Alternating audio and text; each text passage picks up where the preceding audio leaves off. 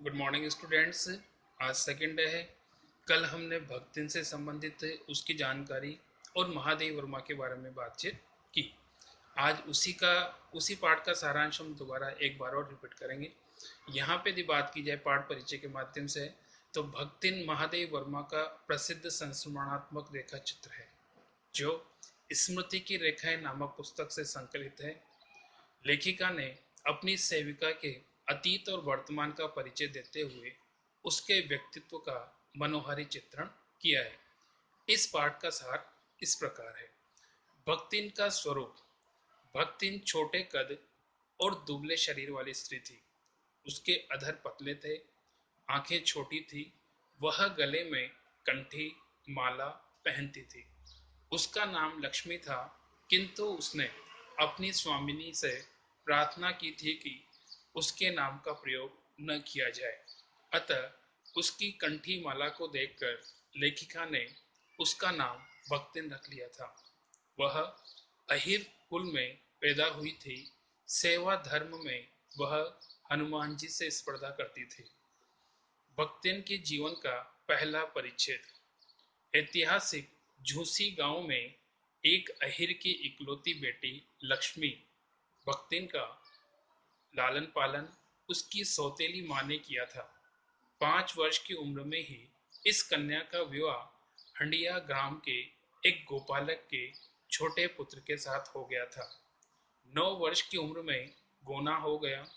भक्तिन की विमाता ने उसके पिता की मृत्यु का समाचार देर से भेजा।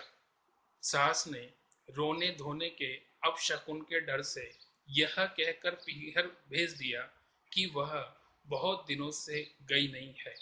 घर पर विमाता का कटु व्यवहार देखकर वो बिना पानी पिए ही वापस लौट आई। उसने अपने पिता की मृत्यु का दुख पति के सम्मुख प्रकट किया। जीवन का दूसरा परिच्छेद।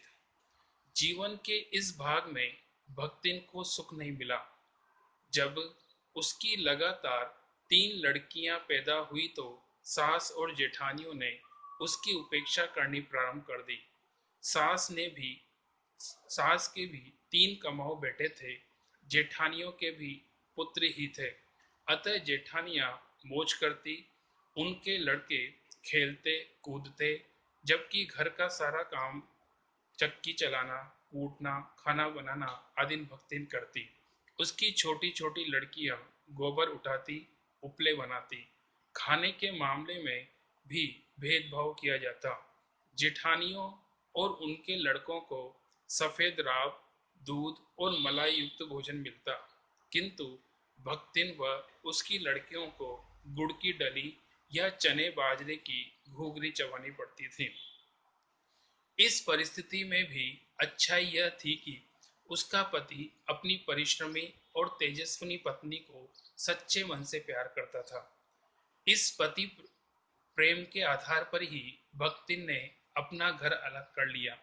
उसे परिवार से पृथक होते समय गाय, भैंस, खेत, खलिहान, अमराई के पेड़ आदि ठीक ठाक मिल गए। पति पत्नी दोनों परिश्रमी थे, अतः घर में संपन्नता आ गई। पति ने बड़ी लड़की की शादी धूमधाम से कर दी। दोनों छोटी लड़कियां अभी बालिकाएं ही थी कि दुर्भाग्य से भक्तिन विधवा हो गई। इस समय स्वयं उसकी उम्र 29 वर्ष की थी। परिवार वालों ने संपत्ति के लालच में भक्तिन के सामने दूसरे विवाह का प्रस्ताव किया, किंतु भक्तिन ने स्पष्ट मना कर दिया। उसने अपने केश कटवा दिए और गुरु से मंत्र लेकर कंठी पहन ली। दोनों छोटी लड़कियों की शादी कर दी और पति द्वारा चुने हुए बड़े दामाद को घर जमाई बना लिया।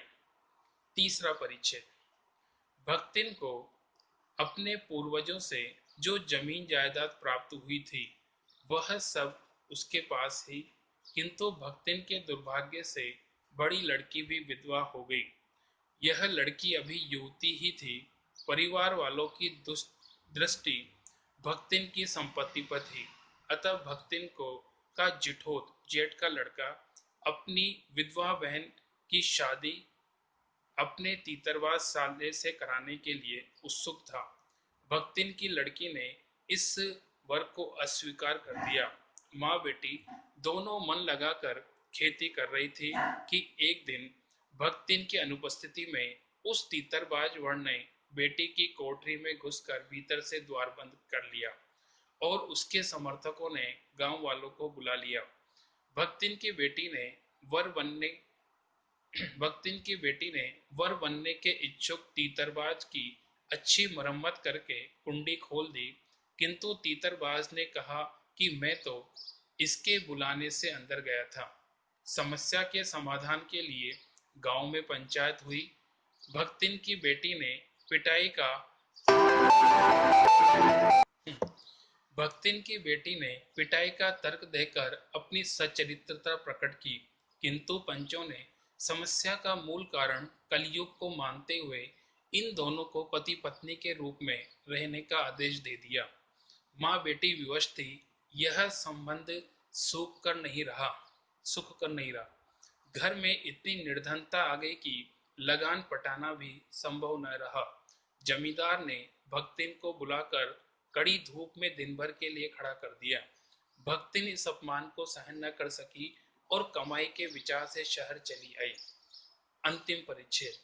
घुटी हुई चांद, मेली धोती और गले में कंठी पहने जब भक्तिन लेखिका के पास नौकरी के लिए आई, तो उसने बता दिया कि वह रोटी बनाना, दाल भात रांधना, सब्जी चोखना आदि सारे कार्य जानती है।